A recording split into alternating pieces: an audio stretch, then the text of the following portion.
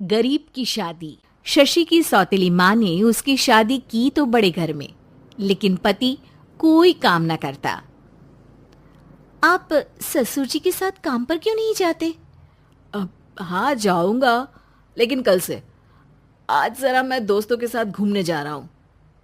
शशि के 2 बच्चे होते हैं, लेकिन रमेश का हाल वैसा का वैसा ही रहता है। एक दिन, सुनिए ना, बच्चा रो रहा है, इसके दूध के लिए पैसे नहीं है। अरे तो पिताजी से ले लो ना। क्यों? अगर आप में कमाने की क्षमता नहीं थी तो शादी क्यों की? तभी घर आई बड़ी ननद बोल पड़ती है। आहा हा हा, तुम्हारी माँ को साफ साफ कह दिया था कि लड़का ना कमाता है ना कभी कमाएगा।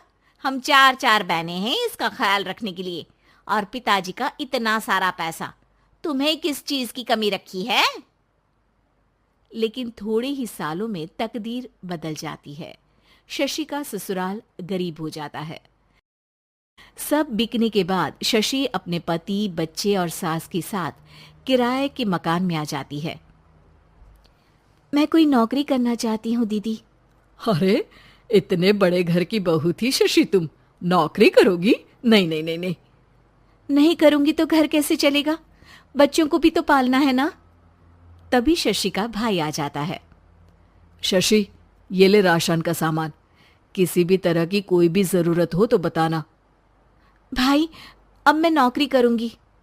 देख बहन, वैसे तो मैं तेरे साथ हूं, लेकिन हाँ, मैं ये भी चाहता हूं कि तू अपने पैरों पर खड़ी हो जा। शशि को एक प्ले स्कूल में छोटे बच्चों को संभालने की नौकरी मिल जाती है। एक दिन, शशि, मेरे स्कूल को अब तुम संभाल लो। मैं कुछ दिनों के लिए अपने बेटे के पास जा रही हूं। लेकिन प्ले स्कूल अकेले मैंने कभी नहीं संभाला है। अब ये सब मैं नहीं जानती। इतने महीनों में तूने जो देखा, बस पूरे आत्मविश्वास के साथ उसे करना। शशि नीलम के जाने के बाद पूरे 1 महीने उसका स्कूल अकेले संभालती है, और फिर एक दिन आता है जब वो अपना खुद का स्कूल भी खोल लेती है। वाह शशि, तुमने आज मेरा सर गर्व से ऊंचा कर दिया। तुम्हारा यही आत्मविश्वास तुम्हें बहुत आगे ले जाएगा। नीलम, बहुत आगे जाने की चाह नहीं है, बस ये छोटा सा स्कूल मेरे बच्चों की अच्छी शिक्षा में मेरी मदद करे, यही मैं चाहती हूँ। शशि थोड़े थोड़े पैसों से ही अपना परिवार पाल रही थी। एक दिन उसके घर उसकी बड़ी ननद आती है। अरे भाभी, घर में कूलर तो लगा लेती, मेरी माँ को कैसे पंखे में लिटा रखा है? अरे तो शशि कौन सा एसी लगा कर सो रही है? वो भी तो यहीं रहती है ना मेरे पास। ज्यादा यहाँ आकर मेरी बहू को परेशान ना किया करो। हाँ हाँ, मुझे भी शौक नहीं है इस छोटे से घर में आने का। मैं तो बस ये बोलने आई थी कि मेरे बेटे की शादी है तो ननिहाल का जो नेग होता है वो ले आना। हाँ हाँ, जितना बनेगा कर देंगे, और ना हुआ ना तो वो भी नहीं करेंगे। तभी शशि बोल पड़ती है। अरे नहीं नहीं माँ जी, रीटा घर की बेटी है, उसके ससुराल वाले उससे शादी पर पूछेंगे कि मायके से क्या मिला। रीटा, तुम मुझे सामान की लिस्ट भेज देना, मैं पूरी कोशिश करूंगी कि तुम्हारी हर डिमांड को पूरा करे। अच्छा, मैं खाना लगाती हूँ। शशि ये बोलकर किचन में चली जाती है। धीरे धीरे कर शशि किसी न किसी तरह अपनी सारी ननदों की डिमांड भी पूरी करती, बच्चों की ख्वाहिशें भी, और उनकी पढ़ाई के लिए पैसे जोड़ती। एक दिन जब शशि का बेटा 12वीं पास करके आता है। माँ, अब तुझे काम करने की जरूरत नहीं है, मैं अब कोई ना कोई नौकरी करके पढ़ाई भी साथ कर लिया करूंगा। शशि को लगता है कि बेटा और आगे पढ़ाई करे, लेकिन वक्त की मार के कारण वो बेटे को काम के लिए हाँ कर देती है। अब बेटा एक बैंक में चपरासी बन जाता है। लड़का देखने में तो बड़ा अच्छा है, अंग्रेजी भी पटर पटर बोलता है, फिर चपरासी क्यों? लड़का सारी बात मैनेजर को बता देता है। अच्छा, तो मैं तुझे एक मौका देता हूँ, तू यहाँ रहकर दूसरे डिपार्टमेंट का भी काम सीख। अगर तू किसी एक का भी काम अच्छे से सीख गया तो मैं तुझे यहाँ टेबल चेयर में बैठने वाली नौकरी दे दूंगा। लेकिन एक दिन शशि की ननद उसे फोन करती है। अरे भाभी, देखो मायका तो मेरा तुम लोगों से ही है। मैंने आपके बेटे और मेरे भतीजे प्रदीप के लिए यहाँ एक नौकरी देखी है, पूरे 5,000 मिलेंगे। वैसे करता ही क्या है, चपरासी ही तो है ना। कोई बात नहीं रीटा, मैं उसे इस शहर के बाहर नहीं भेजना चाहती हूँ। बाकी वो शाम को आएगा तो मैं पूछ लेती हूँ।